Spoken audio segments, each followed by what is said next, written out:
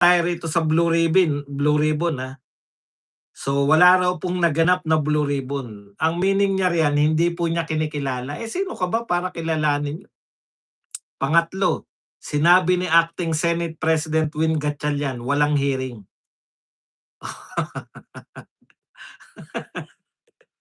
Ano sabi ni Marcoleta? 'Pag sinabi ba ni Bato na kumain ka ng tae, kakain ng tae kayo?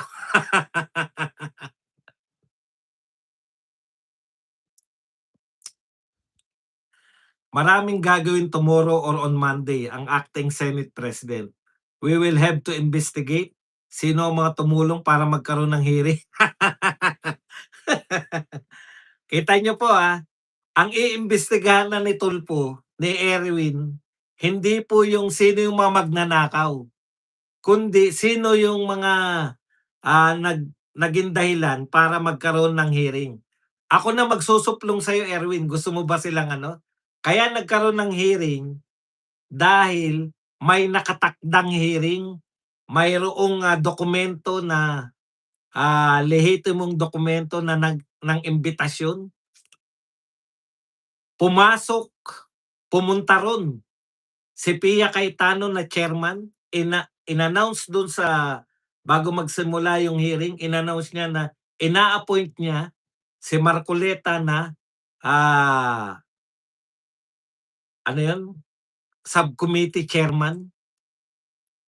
Tapos nagsimula sila dahil mayroong mga resource person.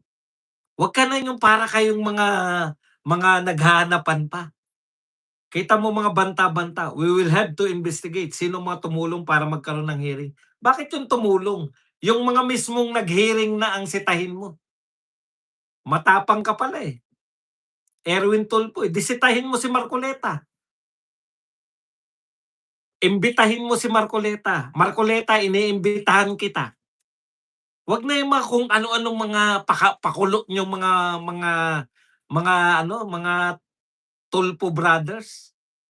Dakdak lang yan eh.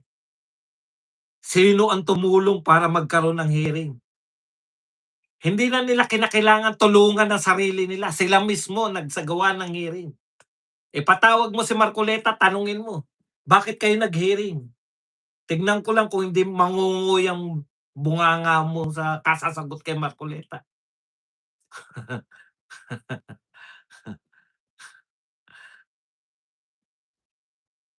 May nalalaman pang aalamin ko, iimbestigahan ko sino tumulong kay Marcoleta. Di si Marcoleta na mismo tanungin mo. Si Cayetano na mismo tanungin mo, bakit kayo nag-conduct ng hearing? Eh sinabi ko na walang hearing.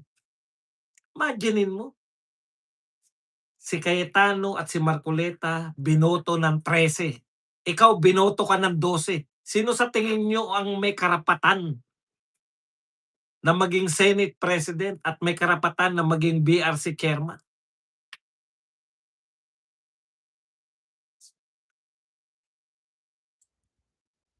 Gusto ni Acting Senate President Gatchalian na buksan, maimbestigahan, mapatawag. Nangako siyang may masisibak.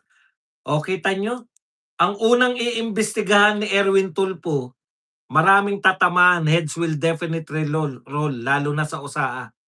So ang iimbestigahan na ni Erwin Tulfo, USAA. Bakit nakipagtulungan kay Marcoleta at kay Senate President Cayetano? Kaya nagka-hearing. Hindi po sino yung mga magnanakaw. Ang una niyang iimbestigahan, sino yung bakit nagkaroon ng hearing, nagsalita na siya. Siya ang pinakamakapangyarihang Tulfo. Ang pangalan niya ay Erwin. Nagsalita na ako, walang hearing na magaganap. May hearing na naganap. Nasaktan. Sakit na sakit ang damdamin ni Tulfo. Kaya kinakailangan niyang imbestigahan bilang Blue Ribbon Committee Chairman. Ang una niyang imbestigahan, sino sa USAA ang dahilan bakit nagkaroon ng dalawa lang po, dalawang pangalan. Huwag ka naman damay na maliliit.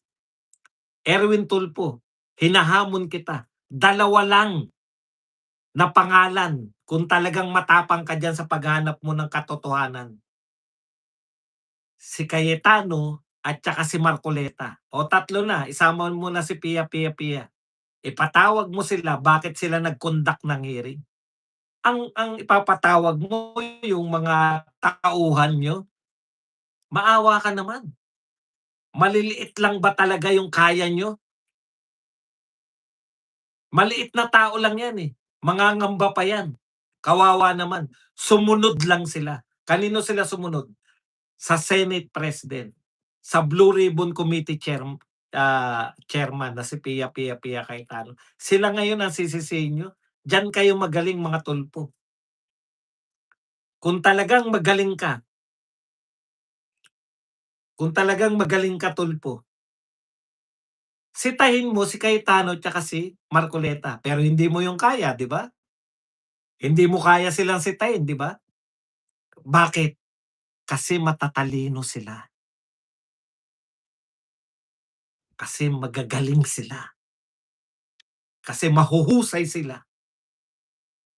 Kaya ang kakayanin mo, sino sa mga usahan nagpapasok, sino sa mga heads must roll. Heads must roll.